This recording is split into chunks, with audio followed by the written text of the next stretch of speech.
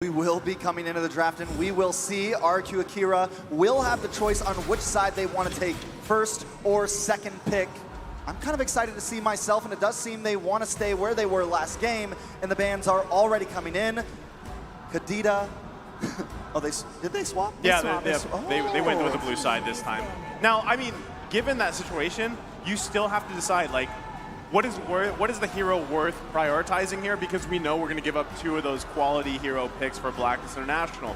And, you know, honestly, at this point, maybe just, and some people argue that the Benedetta wasn't the thing that won the game here, right? So do you leave it open? Do you grab it possibly for Takashi maybe this time? Same thing. Do you leave the Eztez open because you had such a hard time working around that sustain train from Blacklist International the previous game? But this is what I mentioned, right? If you want to target ban Venus, how do can't. you do that, right? It's hard. Venus's hero pool is insane. You ban out the Estes, you get the Matilda. You ban the Matilda, you get the Estes. But here we see that RRQ AKIRA, they're going to start the respect ban here. So they don't want to take it themselves, even though they have first pick. But they also don't want that to fall into the hands of Blacklist. Most definitely, there are still a lot of things open on the board. You still have the Glue, you still have the Kaja, you still have a lot of options to go. Now, I feel like when you're first pick, first ban, I like target bans, right? Because you leave some things open for yourself, but you don't want to leave too much open because we know Blacklist can answer back with 2 of their own. Now, I would argue honestly that yes, the Mastermind did come a bit into the draft last game, but it was also some of the shot calling during game, taking that early pick to make sure Edward could be proactive on the map in the EXP lane, and it just seemed like every time RRQ tried to make a tempo of their own going into the gold lane, trying to make ganks, they could not succeed. Now, RRQ does have first pick here. First pick, this is a very weighted decision, right? Because like you guys have been mentioning here, I mean, even looking at the first phase of bans, they're kind of focused more towards, you know, mid lane and of course Edward. But we see RRQ AKIRA locking the Glue here, who's I feel like has been up in the air so far for the M series, right? So that's the thing, you're going to trade over the carry, and I would have actually loved to see RRQ AKIRA possibly pick up that carry, right? We see how valuable it is, and the Eve was open, so Blacklist International taking that. Oh, but we do have a quote here from Bonchan. Interestingly enough, they are still in their prime, I believe. If the 5 of them are still playing, they can break any code. We'll see if that actually happens here, because they are leading in the series 1-0 as the main 5. As when we're coming back into the drafts here, we see that RRQ AKIRA have secured the Lolita as well as the Claude. So now they're starting to go for their comfort. I'm wondering if Blacklist might pick up something like the Grok in order to try and, you know, even out the scales going against the Blue. Well, I mean, RRQ AKIRA tried to do some big CC potential last game with the Atlas. And I'm wondering, you know, they use this Lolita trying to hope for the same thing to kind of counter the Ube strat. But once again, all you need is a few Purifies on the field, right? We've already seen how well Blacklist can deal with some of that heavy CC. And if Oh My Venus wants to go for something again, like the Estes, I don't see a whole lot dealing with that. But hold on a second. The Hoot. We know who that is. We all know who that is. Here's the Diggy, right? The Diggy to counter all CCs. So you mentioned the Purify. They're like, you know, we're not going to waste the spells. We're not going to waste it on Purify. We still need something great for the carry as well as the Eve. So we're just going to, you know, take the Purify. Diggy. We'll take the Purify hero, basically. The 5-man walking Purify. So, and not to mention just the annoyance of all those bombs, right? I mean, you'd be surprised at how much those can whittle you down, especially because now we've seen Diggy played a couple different ways with Blacklist International. Also can be rolled with the Impure Rage emblem, where you kind of get some of that mana back and it's just constant bombs everywhere here. And then what that does on basically the battlefield is now you're afraid to enter every bush, right? You're afraid to walk into a bush full of bombs here. So, but still, I do want to point out as well that this Lolita pick is where we saw Luis shine so far in the group stages, right? He's made some massive plays on it, and if he can do that again here, meanwhile, Gusa Lugusa is able to farm up on the Claude and utilize the Blazing Duet the way he needs to. This could set themselves up here. I really want to see how RRQ AKIRA rounds out this draft as we get through this second phase of the ban. Okay, so the Farsa has been taken away by Blacklist here to deny that pick away from Sagan.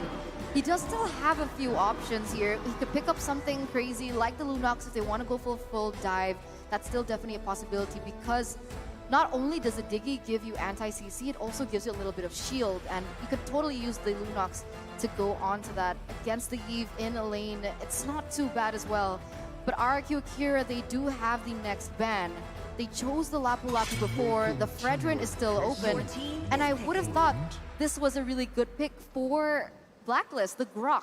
The Grok to be able to sustain in that lane, balance that lane against the Glue, even though Glue has been a quote-unquote OP hero in this meta. You know, my thing for right now for RRQ AKIRA is we know that the CC is no longer going to work, right? So do we kind of just go into something very damagey? Last time, when they really relied heavily on trying to lock up Blacklist, they just weren't able to. So maybe, you know, the Farza would have been a good choice, right? Heavy damage, but now they need something else. They need possibly, you know, something spicy like a Gushin or a Harith. I mean, of course, we haven't seen those in the mid, but something bursty, right? Wow. But the Kaja's still CC. Akira. Edward, is this Edward First time? Balboa? I mean, now here's the Edward thing. Yeah, he has many signature names, right? But I want to go back to your point real quick, Trex. You could go with that bursty options for RRQ AKIRA. It would be great because your question was, how do you deal with that, you know, the time journey from the Diggy pick, the cleanse? You burst it down so you get it out early on, and then you have that advantage. Okay, here we go. Damage. This is exactly what you were talking about. The Leo Mord is locked in here. That's going to be going in the jungle here. Burst is there, right? Question is he going to be rolling with the killing spree? And then Lilia as well. Very reliable, does a lot of damage, has really good laning phase as well. I think we've talked about this before, that the Lilia is so good because not only is she able to use the black shoots to get out of sticky situations, she's also able to deal out so much burst damage even in the early game before the Eve even gets that power moment, right? So the problem is with the Leomord that I usually see is the fact that the Leomord really needs to snowball from that early game. Now, Blacklist, they are known to be aggressive if it needs to be, and this last pick is going to determine the gameplay that they're going for. So the Fredrin last pick here. Now, so with that Fredrin and the Diggy, I don't know if they're going to be able to push into the enemy jungle, at least not unless King can get a nice power spike. As you said, maybe snowball a little bit. But I do think that they should be able to lane pretty fast, especially with the Lilia. Maybe finally create a tempo and actually succeed in some of those gold lane ganks, right? With the Lilia, you're able to get under those towers, you're able to be hyper aggressive, and that's what I think RRQ AKIRA wants to bring. It's what they tried to bring in game 1, they were not able to succeed, and I think they can bring it into game 2. Now, Blacklist, on the other hand, once again, we know that they are so good at just defending, so good at letting you think you have it and then striking back. Look at the faces of the RRQ AKIRA fans right now, or just the RRQ fans. They want to see a win here. They want to see something happen. They are cheering, but can RRQ AKIRA actually succeed in going against the world champions? So join me as we walk into the land of dawn. Will the Western Warriors from Brazil be able to take a game back against Blacklist, or will they succeed in taking this and making it 2-0? 2-0 is the question. Will Blacklist be able to take it out? But now we're going straight into the land of dawn to see exactly how both of these compositions are going to be implemented and conducted within the game. First and foremost, no Purifies coming in from Blacklist. They already do have that Diggy with the time journey, so they are going for their respective spells. And like you mentioned here, King on the Leomord is on that killing spree, so expect that they are going to try and push the tempo here in the early game. You know, what I like to see here from Brazil is that they're already kind of being aggressive. Luis, he checked that blue buff immediately, made sure to give his team some vision. He's already being proactive, and we see them already, Lilia, move up into that EXP lane to try to pressure onto Edward. This is what they need to bring, but they also need to be careful with it. Well, right now, King's got to get an early kill here if he can. Doesn't have the level 4 just yet. Oh My Venus going to be the focus. They get the flicker out for now early on. And still, King just waiting here, but top side, another flicker from Takashi. Blacklist International going to follow it up. It's Wise and Edward. Can't get the kill just yet. Even with a taunt, one punch away, can't get it. super close. I mean, right now, both teams are trying to make their own tempo. They're trying to not play into each other's rhythm. But remember, 20 seconds left on the next neutral objective, and I do believe that's when things are going to get a little messy. But on the bottom side here, Gusta Lagusta, he's not having too much of a good time. Definitely not having a great time, and I think it's going to be very important for him if Brazil... Oh, that is just so dirty, and these are the type of things that Blacklist do. It is a game of seconds, and Blacklist knows how to take advantage of every single one. I mean, that's got to be frustrating, right? And now the first turtle up here. But this is what we expected from MobaID Venus, and this could just actually be a trade objectively, because you see the focus on the bottom side, and right now RRQ AKIRA going to go ahead and secure themselves a turtle. That is the first turtle right there that they have secured, but wait a second. Luis going to charge up, can't get away from the real-world manipulation. Haji able to grab the kill. Saigon now a little bit late to the party. Able to poke down. Black Shoes committed, but no one goes down for Blacklist. All right, so they've already secured a neutral objective, but they do get a utility in return. But now we're going to take a look at the items here in the 2nd to the 3rd minute. Nothing too fancy just yet, although we do see that OHEB has already secured that Corrosion Scythe. So expect the damage starting to come through with the attack speed as well, and of course the adaptive damage from the Swift Crossbow. Whereas on the other side, Claude, he hasn't been able to get even his first item, so he is a little bit ahead. And it's the impact from the aggression has started to show. Oh, that's tough, right? King looking for these kills early on is something that he really needs, especially on this Leomord pick. If he's able to get those with the killing spree, the burst damage will be there. But you can see, Blacklist International knows that. They disengage right away. They have the information. King doesn't have the ultimate currently.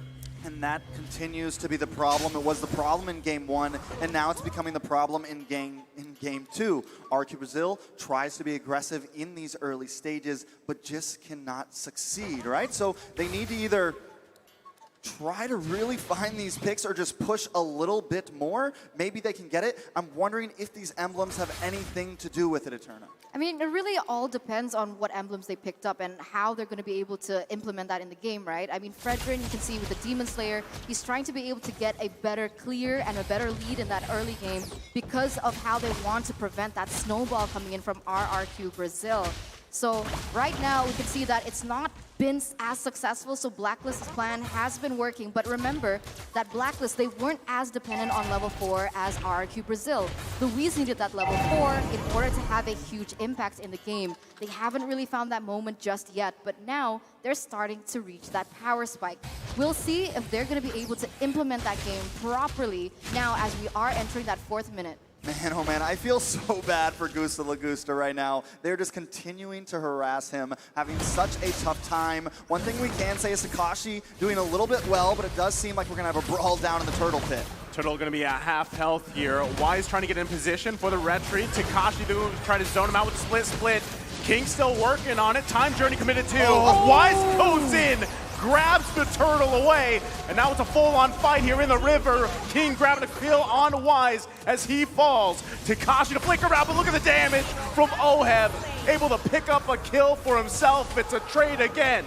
Beautiful steal coming in from Blacklist. Their initial lead now circling to a 1,300k lead. And it makes sense, right? I mean, Wise is level 8 compared to King, who is still level 7. So automatically, he does have that favorable trade when it comes down to those steals. Whereas you can see, even though Diggy being the roamer, he's still building damage. So even if RRQ Brazil, they want to go for a setup, one of the main weaknesses of that is that they are going to be poked down before RRQ AKIRA can even get a good Numenon Blast. I think the fact that that Venus is building the damage is what's really, but wait a second, possible conceal play. They should be able to take that tower, which is very helpful, right? This is going to give Gusta Lagusta a little bit of movement around the map, and it's actually the first big win for RRQ Brazil at the 5-minute mark of the game. Yes, they are behind in gold, but at least they're still claiming some things on the map now. Gusta Lagusta, #1 highest in average turret damage and #1 average in hero damage.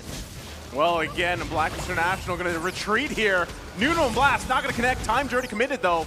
Takashi getting poked a little bit, but this seems to be the trend. All the ultimates thrown at Blacklist International, and they just pop the Time Journey. They disengage from there.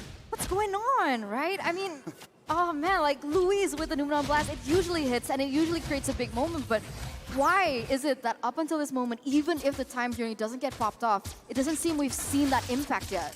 Most definitely. I mean, we definitely haven't seen a huge impact, but I will say that the gold lead isn't escaping from RRQ Brazil right now, and there is still some definite opportunity, and because I think they have some of the damage, and Blacklist isn't like forcing it in like last game. They're not so far ahead, but maybe that can change with this turtle. Well, there's going to be fighting for it again. Numenon Blast not going to connect. It's King that takes out Wise and grabs the turtle as they find another kill. It's Oh My Venus that falls. The double kill from King. The snowball has started. Finally, in game 2, Brazil is taking a lead here. Well, at least it is middled out. We can't quite say it's a snowball, but with King being 3-0 and 0, that is big. Yeah, it's on the right foot, right? That's what we want to see coming in from RRQ Brazil. You're right, maybe the snowballing hasn't really, it's not there just yet. I mean, we're already in the 7th minute and the lead is near to 0, but they're going in the right direction. Right now, we're going to see exactly how this pans out as, I don't know, what do you think about Edward on the Paquito? I mean, we haven't seen the Paquito so far, even from the group stages, but he seems to be able to have an impact. I mean, this is normally around the time that Paquito really pops off, right? He's got that first item, almost second item locked in. The damage should be there, but when you're up against Saigen, who's got this Lilia, right? There's not a whole lot you can do against those black shoes. And taking a look at some of these items, he does have that Bloodlust Axe locked in. And instead of going for like the Hunter Strike or something with a bit more of a punch, he picks up the Dominance Ice instead. And I think that could be why we're not getting too much. That's crazy, right? Even looking at this, there's only pretty much 2 items here for Haji, and the amount of damage he did to Gusta Lagusta just a little bit ago is pretty scary, and that's something that RRQ Akira has to be conscious of, right? They've got to work around this. Yes, they have a very minuscule gold lead in their favor. They're still in a good position to actually fight this first Lord of the game if they can pull it off. They've really got to just give it their all, but if we're looking at the previous skirmishes and fights, the disengages are so strong from Black International. Looks like King wants to go in.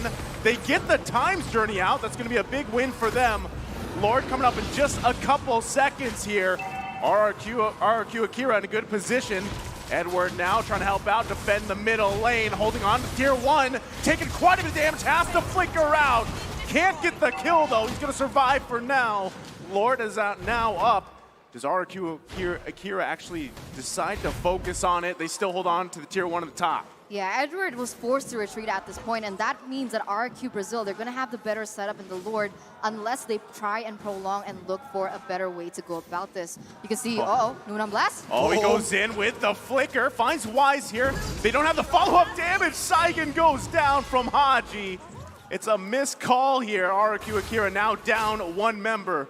Yeah, Blacklist International not going to focus just yet. Saigen getting a little bit caught off guard. Yes, they have the lead, but they still need to keep it tight against a team like Blacklist. But still, I mean, it's only a 200 gold lead, but we got to look at the map right now. Brazil holding a huge lead in territory, taking away 4 towers already from Blacklist, but now we do see some action in the Lord pit. Takashi gonna get all the ultimates. There's the time journey too. He's gonna fall. Lord's still gonna be up though. Luis gonna go in, give him the call to go. King now on the focus here for Edward.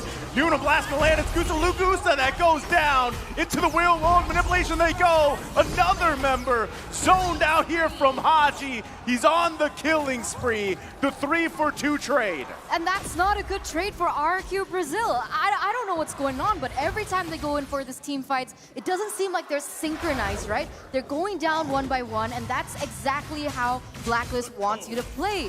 And in return, the early lead that they already had in their grasp has now been shaken back onto Blacklist as the gold is as equal as ever.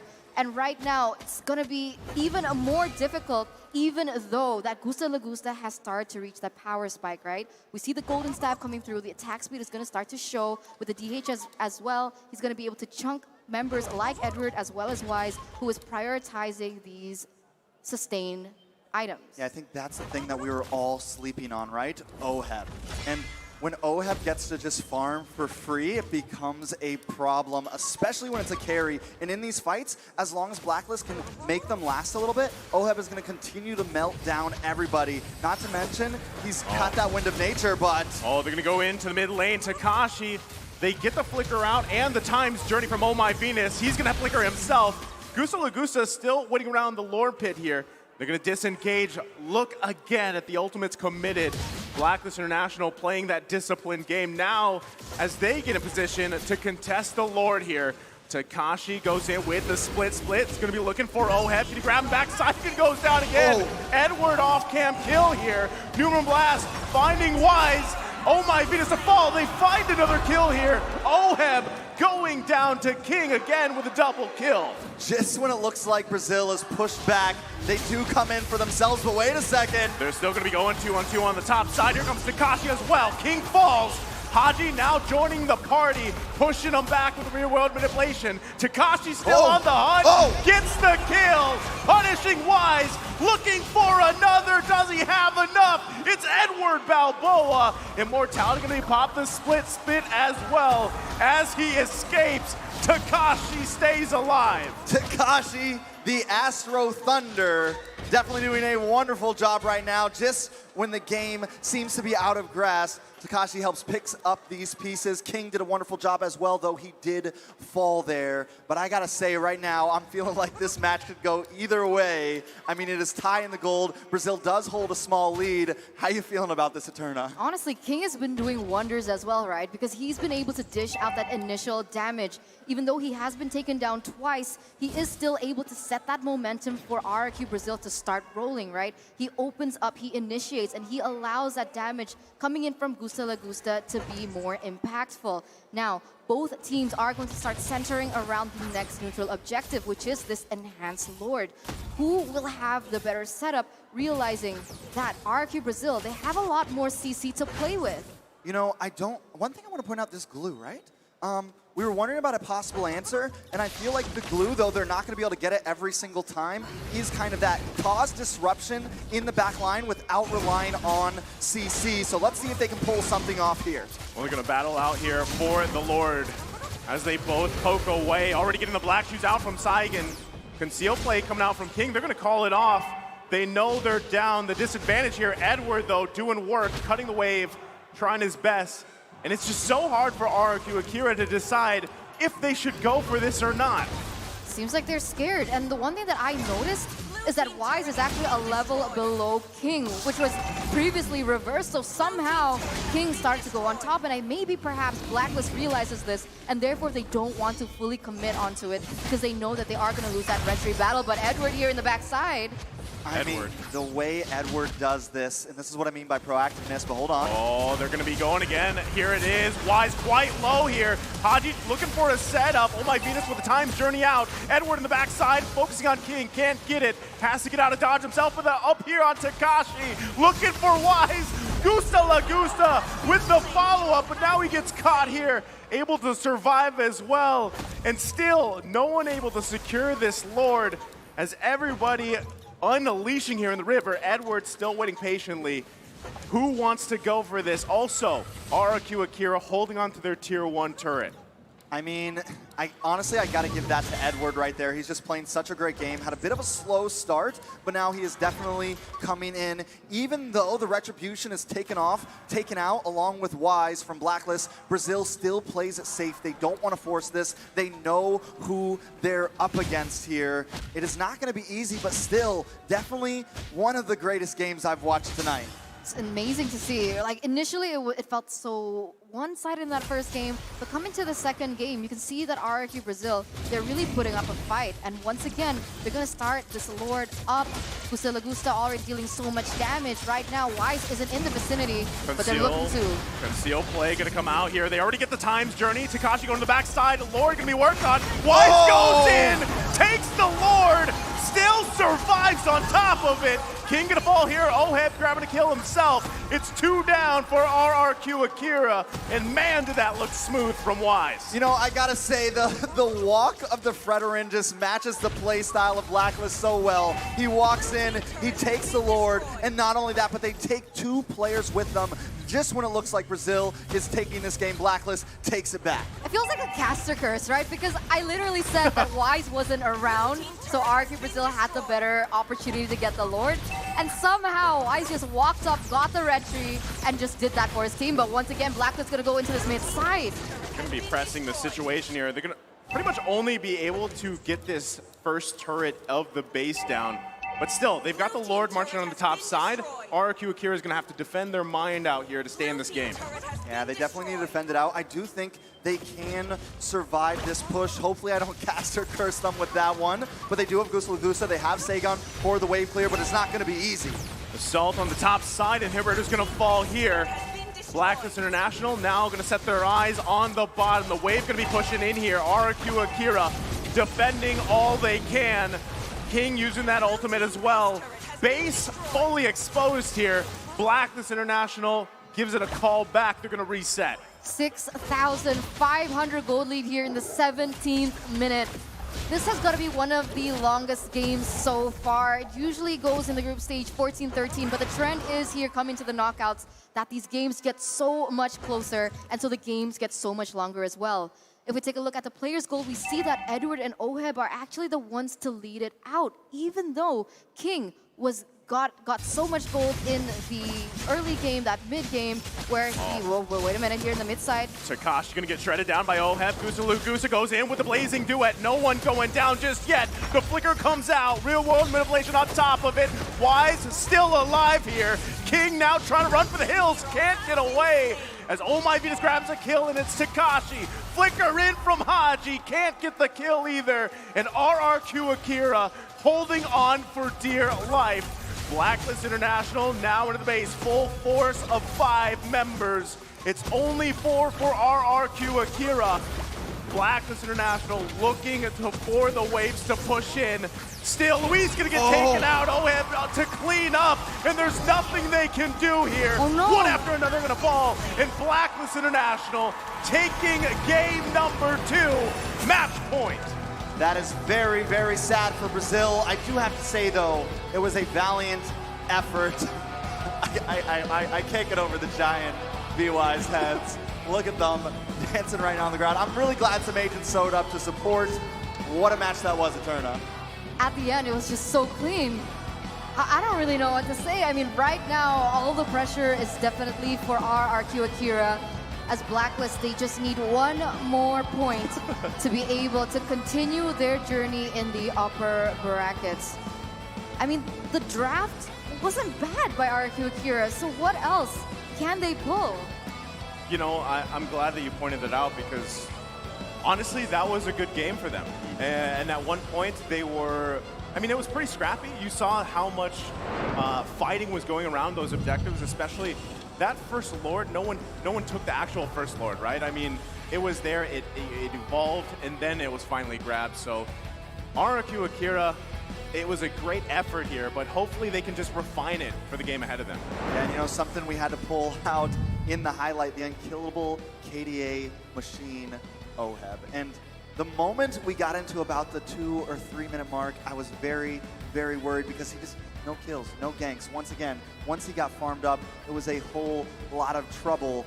But outside of trouble, we do have to talk about the M4 pass, because right now it is available. So complete all active tasks and you'll reach level 75 at ease and for free. Log in now for exclusive rewards like the Beatrix Light Chaser skin and the Beatrix Stellar Brilliance and the M4 Beatrix figurine are waiting for you. So hashtag Mobile Legends Bang Bang, hashtag MLBBM4, and hashtag Dare to be Great. Now, how about that Battle Knight Eternal? The Battle Knight? You're asking me? I'm sure everyone knows at this point, right? Yes. I mean, the M4 Battle Knight, it goes live this January 21st, so expect loads of events and rewards up for grabs in-game. So first off, all you need to do is complete battle tasks in the game on January 21st to get a skin choice chest. And then you can choose a skin you like most from the chest. And aside from that, bottle bonus awaits you on the same day. Play matches, you'll get Team Star Protection for 3 matches, double Star Raising points, double Protection points, double EXP, and double BP for 5 matches, because protection points are important. And we are not stopping here. we're not stopping there. Free access to all heroes and loads of epic skins will also be available that very day. So save the date, log into the game on January 21, enjoy the match, and win tons of rewards. Let's all celebrate the M4 Championship together, including with your friends. And I believe, you know, that wraps up game number 2 here. It's match point ahead of us, Trex. Yes, very excited for it, and I can't wait for game 3. I'm honestly wondering what the analysts have going on over there and what they got to say about this wonderful match, so we'll see you guys soon. Welcome back to the analyst stand. Thank you, Tan Squad and the Casters decks. It is going to be match points for RRQ AKIRA. Nope, never mind. Blacklist International 2-0. Are they going to follow the trend? It's difficult to say because RRQ AKIRA is growing out of their minds. They're doing so much, and they've developed so much from game 1 to game 2. And I think we have to talk about the draft, really, at the start. Yeah, and honestly, in terms of the draft, I like the RRQ AKIRA. Now they're actually moving forward and trying to go for a more unpredictable kind of draft. But again, it looks like even though they're trying for something new, it's still getting countered because the Lila is pretty good at countering the Ube strike because everyone's clumping up together. But again, the Digi kind of counters that. And the Leomar is a very, as you would say, cheeky pick.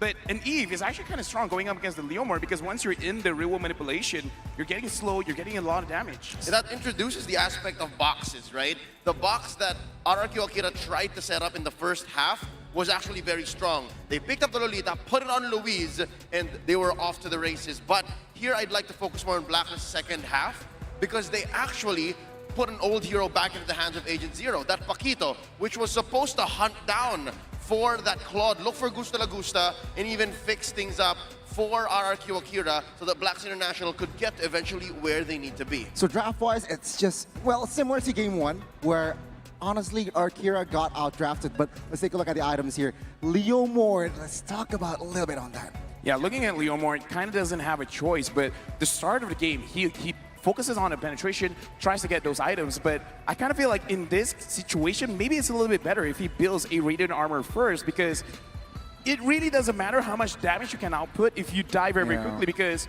countering that, look at Haji. The moment he completes the Ice Queen wand, it makes it more and more difficult for RRQ AKIRA to come in front. But the moment the glowing wand is finished, that's where the real damage drops. And let's not get started on Oh My Venus Diggy, all right? This is a lethal Diggy mystery shop. Oh my God. We rarely see this because usually the Diggy is a support type hero, but when the auto alarm bombs drop from the Queen's Owl, then you know they mean business. Even in that last moment of the base siege, right? RRQ AKIRA could not even think of putting softies like Saigen or Gusta Gusta because they're forced to defend, go back, and then that's where I think Blacklist had a great plan. They understood that, all right, early game, we're going to overload via magic, and then mid to late, it's all about physical with Oheb and Edward. I really like this Paquito pick, despite how great Astro Thunder Tekash was in the mid to late game. We have to give credit to that glue. Yeah, I mean, glue was a factor, but I really am curious to see the damage from Oh My Venus because he was building a violent Diggy, and there you go, the damage is quite far, but Gusta La Gusta seems to be the carry still. Yeah, Gusta La Gusta is the carry, but that was actually a very good cash lead because I didn't look at Oh My Venus's item, and I kind of feel like we can really see it once we see the highlights because every single time during the highlights later, look at Gusta La Gusta because every single time he goes in front, for some reason, his health just gets deleted so fast. And the fact that we looked at Oh My Venus's KDA just now, only dying twice. And the thing is, as a Diggy right now, like Diggy changes quite a lot actually, but the way that the passive works is that you can get stacks off of your first skill, of your alarm bomb. So if you die, then your stacks go down. But if you don't die, it just keeps on building and building and building. And the fact that you have just, okay, a lot of damage items, but the moment the Lightning Truncheon is built, I kind of feel like that was the real reason why the Claude really couldn't do anything. That was a Salt Bay moment for Oh My Venus. And if you'll watch the whole match, the whole series actually, one big rivalry comes to mind, and that's that Roamer matchup, Luis versus Oh My Venus. And the fact that the Lolita has to do so much to even put a Numenon Blast onto Blacks International because of the Time's Journey, that gives the Queen all the more a victory. But on that note, let's take a look at the MVP. Who's gonna take it? Because it will be Haji, the KDA machine, G307. He was unstoppable. I kind of feel like the reason why he became the MVP is because he makes it so that there's no way for you to win the team fight, because the moment real manipulation pops, it's like you have no choice. Either you stay and fight and take the damage, or you try to leave, get stunned, and still take damage. Yep, even as early as the draft, when I saw the Leomord into the Eve, I was all like, there's a chance that maybe King might miss the Phantom Steed, given how lethal the real-world manipulation, plus reverse time, plus, you know, Paquito roaming into the back line, finding these angles, and Haji took advantage of that. He was both setup and payoff here in this game. I mean, he bowled hybrid, right? Utility and as well as damage. He has that slow effect, he has that glowing, burning effect, but he also adds penetration and as well as movement speed with that brute force. So again, he understands what his role is, and let's see the highlights in a bit. Not just that, cooldown. Cooldown is now in brute force. Cooldown is important, and the thing is, I like the way that we're looking at Eves right now, because the change of the brute force breastplate is something that they already built before for that added sustain. Yeah. But having cooldown now is amazing. Looking at Haji's heat map from the first 5 seconds of the game to the 5 minutes, 5 seconds of the game, the way they're roaming around is, of course, you gotta stay mid, grab your minions, but also controlling the river side. And this is probably like the biggest strength of an Eve. If you walk up into the river, Eve will almost 100% outrange you. And the thing is, the range is wide. The real manipulation coming in from Haji, it's difficult to hit the damage coming from the Eve, because you got to be very, very precise in where you place your attacks. And the thing is, Haji's attacks, it doesn't even feel like meteors anymore. It feels like straight up planets. Yep, nukes. Mars coming down, Venus coming down, the moon, the sun, whatever is there. Pluto, for the most part. Yeah, something to note. That's still a planet, right? It's a planet. It's a planet. Still, something to note here, the fact that in the first 5 minutes, there is that one point where Haji actually crosses into the back of the tier 1 to help get the kill on Gusta Lagusta. And something we noted, you'll see here in the highlights, Blacklist International has so much respect for Astro Thunder that there's a lot of focus on the XP lane, and I guess that's where Haji saw his opening. He's like, all right, how about I juke out and scare Gusta Lagusta, get a kill on him, and then I guess that was a start for RRQ AKIRA as well. I mean, again, take a look at his positioning. He's just so safe. He knows when to pop out that real-world manipulation. And again, giving maximum damage, utility, and it's just rinse and repeat for side of Blacklist. In this game, in this particular highlight, we see Takashi doing really, really well, and King looks like he has the damage, but look at Gusta Lagusta. He has a lot of HP. Look at Luis. He's a tank, and he took that much damage from the alarm bomb. I feel very bad because Gusta Lagusta, like, his HP goes down so fast, like, it really isn't fair for him in this game. Essentially what happens between the interaction of Haji and Oh My Venus on the Diggy is double jeopardy. He sets up a box, if you stay in it, you're dead. If you move out of it, the auto alarm bombs chase you, and you're still dead. So